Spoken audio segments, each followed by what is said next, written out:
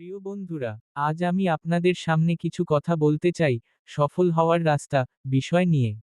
সফলতা এমন একটি শব্দ যা আমরা সবাই শুনেছি, সবাই চাই, কিন্তু খুব কম মানুষ বুঝে যে এই গন্তব্যে পৌঁছাতে কি চড়াই উতরাই পেরোতে হয়। ১. স্বপ্ন দেখা। সফল হওয়ার পথ শুরু হয় স্বপ্ন থেকে। যাদের চোখে স্বপ্ন নেই, তারা কখনো পথ খুঁজে পায় না।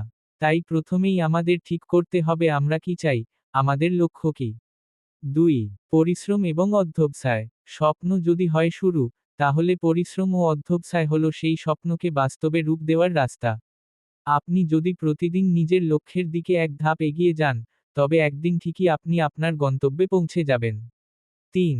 নিজের উপর বিশ্বাস রাখা। নিজের প্রতি বিশ্বাস রাখা অত্যন্ত গুরুত্বপূর্ণ। অনেকেই বলবে তুমি পারবে না, কিন্তু তোমাকেই বিশ্বাস রাখতে হবে, হ্যাঁ, আমি পারব। আত্মবিশ্বাসী আমাদের এগিয়ে নিয়ে যায়। ৪. সময় ব্যবস্থাপনা। সফলতার পথে সময়ের গুরুত্ব অপরিসীম।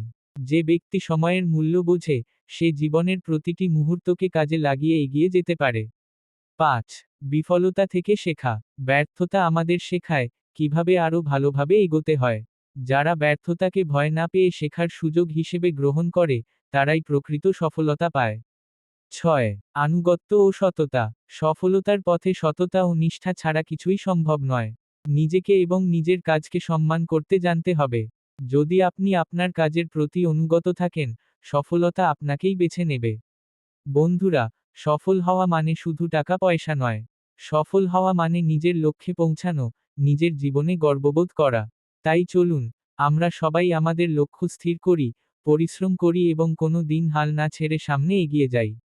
কারণ সফলতার রাস্তা কঠিন হতে পারে, কিন্তু সে পথেই লুকিয়ে আছে জীবনের আসল সৌন্দর্য। ধন্যবাদ।